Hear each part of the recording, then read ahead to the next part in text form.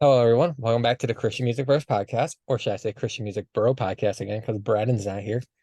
Braden, we miss you. Come back. I miss my co-host. Come on. But once again, I'm Brendan, and thank you for joining in.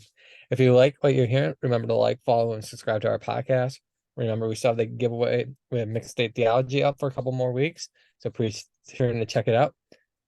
Today, I'm sitting down with Jarred Dawkins. He's just an independent worship artist, and you might have remembered him from our Jeopardy episode. Even though it was our forum, Jarred was one of our contestants. So welcome back, Jarred. Good to be back. Good to be back.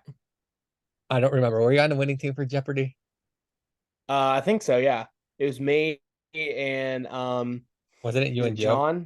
John Boyle or something like that. I feel real bad for mistaking his name, but I think it's John. Yeah.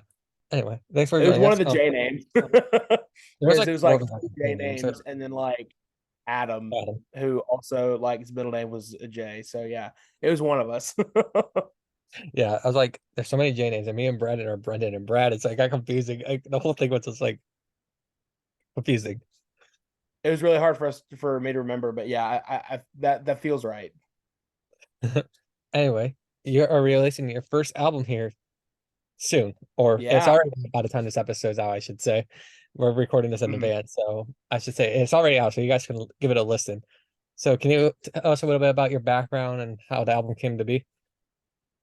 Yeah. So a little bit about me. So I'm from Charleston, South Carolina, and been a worship leader for golly, it feels like forever.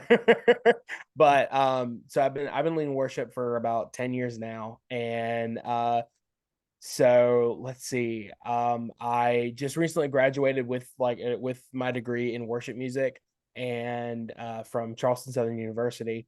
And so how that ties into the album is I've been working on this album pretty much since I started college. And it's kind of like my faith journey through college. So the album is called Prodigal, and thank God it wasn't like a full on like exactly like the prodigal story of like just throwing everything away and just running and spending all my money, even though I kind of did that, but not like how the original story goes. Yeah, But just kind of like a faith journey of uh just coming back to the Father and not having ran far off, but kind of just like more so taking a hard look at what I believe and why I believe it. And I wouldn't call it deconstruction because I feel like there's kind of like a negative connotation around that word, but more of just like an examination of my faith and what that means for my future and what that means for me as a worship leader, what that means for me as a believer. So that's kind of encapsulates the album. that's really cool to hear. Did you have any like musical inspirations while recording this album, writing this album? Did you have anyone you like looked up inspirations for this album? In terms of inspirations, I listen to a lot of well, so in my own spare time, I listen to a lot of like pop punk music. So that definitely has like an influence on a couple of the songs. Just kind of that harder rock. I guess in terms of like artists, we have been listening to a lot of like Colony House and Switchfoot, and some Gable Price and Friends for sure, um, which was probably the hugest influence on the record sonically, for sure. So I'd say those if musically for sure. Colin, Colin House is really good. Like Yeah. I just discovered them. They're coming to my home city soon. I really hope to see them. Like they're coming in like the next Mhm. month. I really hope to see them. They just came through a couple days ago through South Carolina, and it was so good. I didn't get to go, but I had a lot of friends that were like, dude, like you should have been there. And I'm like, oh, next time, I guess. So we'll see. Looking at your album, it looks like we have nine songs coming from on the album. Or Hmm. that there's nine songs on the album, I should say, not coming on the album. Like I said, the album's already out because we're recording this earlier. So sorry about that, people listening. But it is out now. Can you tell us a little bit like about your favorite song? Do you have any personal song you want to share from the album? Ooh, I mean that's tough. I mean, I feel like every artist says this, like they're all kind of like your own kid, but Mhm, I can't lie to you. I definitely have favorites. I'd say easily the first track. So the first track is called Hell or High Water, and I actually got to write that one with Gable Price from Gable Price and Friends. Basically, he posted on his Instagram like a couple months ago. Who's like, "Hey, like I'm opening for consulting sessions. We can write, do whatever you want." And I ran quickly. I was like, I need to get that spot now, and we're gonna make this happen. Gable, like, I love that guy. He's one of my favorite songwriters right now, like just in the Christian world, like in the Christian music world right now. And even mhm, just like even beyond that, like I think he's one of the top art like top writers right now. Just super relatable lyrics, and it's awesome how he can say exactly what he means to say, but also like flex, not just like going with the simple words, kind of fleshing that out in mhm, different ways and really, really good concepts too. Um, but yeah, so we wrote Hell or High Water back in May of this year. It was actually the last song that it almost didn't make it. It almost didn't make the record, but we were high pressed to get it at least finished. mhm, Um, and yeah, so we got it finished pretty quickly. I definitely think it was the fastest to record. Um, but yeah, I think that one's definitely a favorite just because like the concept of Hell or High Water. So basically the whole song is about how like no matter what is happening in our lives, no matter whether it's God trying to test us or whether it's actually something like bad happening in our life, which normally those coincide. But things like that. No matter what happens, like I'm choosing to worship no matter what is happening in my life, and that's definitely true. Like for my life, and I know it's true for other people as well. And one thing that me and Gable found out when we were writing it was the origin of that phrase, because I feel like it's one of those phrase like hell or high, like come hell or high water. I feel like mhm, that phrase kind of gets thrown around and we don't really know what the origin of it is. So we actually looked it up, and it comes from not Ohio, like a newspaper from Iowa. Like I think it was University of Iowa back in the 1900s, basically saying like the article said I'd have to go back and listen to it, but something along the lines of come hell or like talking about the bad things that have happened in like around this person, and he ends it with come hell or high water, like my friends will stick around, or whatever the phrase is. You can go look it up, but that's pretty much what the meaning of it is. And we wanted to kind of encapsulate that in a song, and we there were a lot of different directions we could have went with it, but I think at the time I was writing a lot of like very mhm. mid-tempo, kind of slower, almost moodier songs. So that was one of the directions we thought about going with, but we were like, nah, let's break from that for a little bit. And so we decided to make, it the way that you'll hear it. And definitely one of my favorites to record. For sure. It was just so much fun. Gives me the chance to kind of let loose a little bit. And so besides that one, um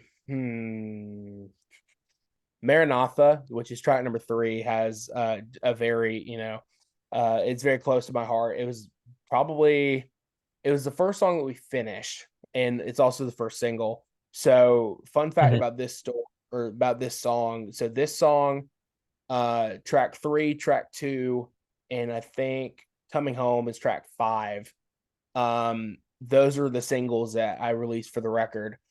We made completely new, well, not completely new, but pretty much new versions of all 3 of them.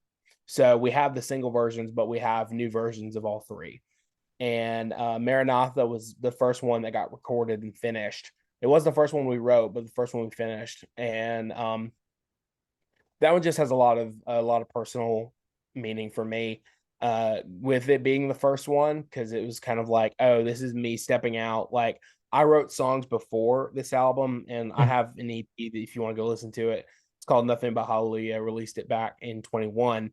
But like I said, I released songs and like I play them, but like never really in front of people. Like I just like had these songs like, oh yeah, like maybe one day like we'll play these songs, and that day really didn't come for any of those songs except for one, except for the title track.